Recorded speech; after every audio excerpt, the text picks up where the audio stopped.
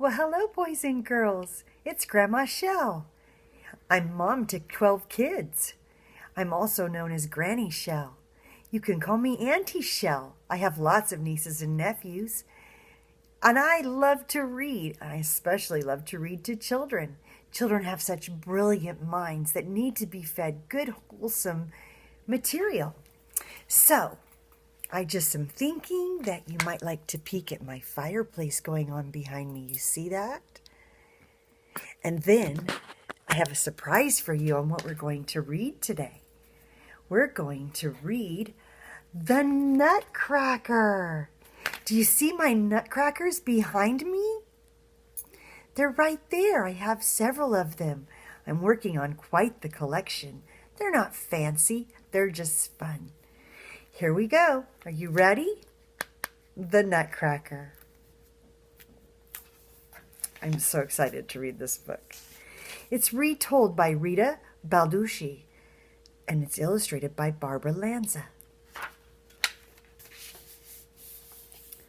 Once there was a little girl named Clara whose family was having a wonderful party on Christmas Eve.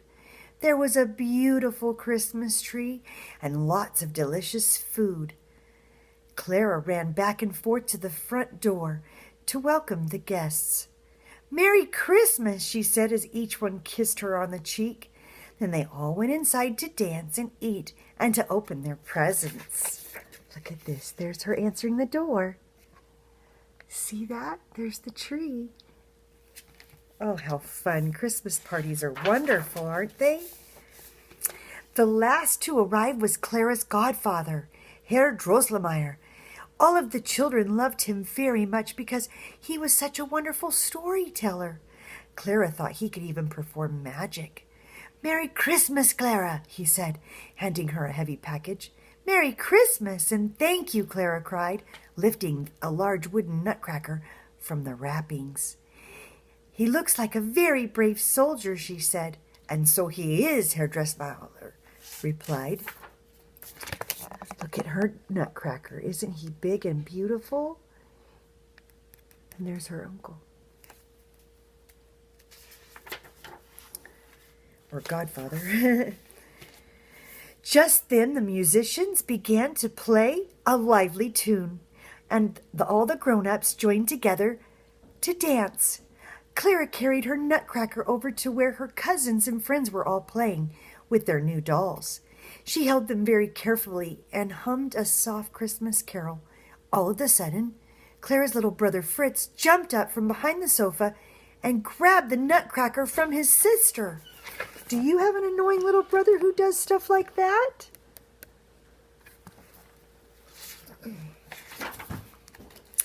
"No, Fritz, no," Clara cried, chasing him. Soon all the children were running after Fritz. But the nutcracker was very heavy, and Fritz was just a little boy. The nutcracker crashed to the floor and broke. Sadly, Clara picked up her injured nutcracker and showed him to Herr Drosselmeyer. "Why, Clara," he said, tie this handkerchief." He tied a handkerchief around the nutcracker's broken jaw. "Many good soldiers get hurt in battle. This will be his bandage, and you will be his nurse." And he wiped her tears away and handed the nutcracker back to her. Isn't he so wonderful? And it's true, soldiers do get hurt in battle, don't they? And they have to get bandages. But he fixed it. Clara was a very good little nurse. She gently tucked the nutcracker into the doll's bed she had received as a Christmas present. She stayed by his side until all the guests had gone home, and then she kissed him good night and went to bed. But Clara could not stop thinking about her nutcracker. So back downstairs she crept and lifted him from the little bed. Then she curled up on the sofa and fell asleep with the nutcracker in her arms. She was worried about him. There she is laying with him. While Clara was sleeping, Herr Drosselmeyer came into the room. He quietly took the handkerchief off the nutcracker's jaw and gently waved it over Clara and the nutcracker. Suddenly, the Nutcracker changed into a handsome prince, standing guard over Clara while she slept. Look, it's beautiful. Later that night, Clara woke up. "Oh my goodness," she cried, for tremendous mice were running all over the room. Then she saw her Nutcracker, who was now a handsome prince. He was bravely fighting a mouse that was wearing a crown on its head. "Leave him alone," Clara shouted at the wicked mouse. She jumped off the sofa and pulled the mouse's long tail. The mouse became so frightened that it ran away, with all the other mice squealing after it. See that? Wow, that's crazy, huh? "Thank you for your help," said the prince, picking up the crown which had fallen from the mouse's head. "I would like to invite you to the land of sweets so that all of my friends can thank you, too." The prince placed the crown upon Clara's head, and her nightgown became a beautiful dress that sparkled and shimmered. Together they stepped outside. The falling snow whisked around them in a pretty white dance, carrying them into the land of sweets. You could actually listen to this song on YouTube if you type in the land of sweets from the Nutcracker, and you'll hear it. Everyone living in the land of sweets was named after delicious things to eat. When the prince and Clara arrived, he told his friends all about the battle with the huge mice and how Clara had saved him. "Hooray for Clara!" they all shouted. And then they carried Clara and the prince over to two beautiful candy cane chairs. Look at that, candy cane chairs. Yeah. The people of the land of sweets performed the beautiful dances for Clara and the prince. The first to perform were candy canes wearing red stripes. Then a dainty sugar plum fairy danced with a soldier. The dewdrop fairy gracefully twirled before them, followed by many little angels with tiny wings. Even the flowers danced in the land of sweets, waving their pretty petals.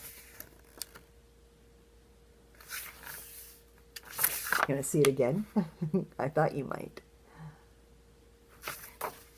If you go to the Nutcracker Ballet, you can see them perform all these different things that happen in this dream. Clara's favorite dancer was Mother Ginger.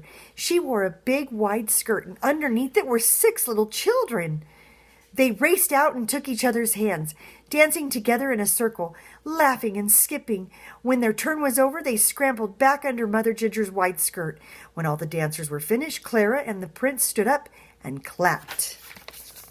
Look at that big skirt. And look at all these children. They look like elves coming out of her skirt. Isn't that wonderful? "I think it is time for us to go," the prince said, "but we will come back to the land of sweets every Christmas Eve from now on." And then he called for his sleigh, which was drawn by 2 reindeer.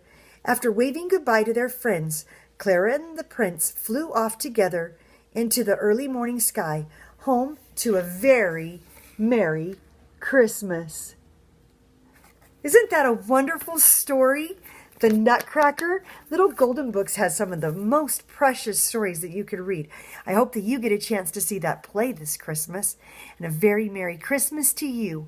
I'll just be sitting here in my rocking chair finding more books to read. Take care. Have a great day.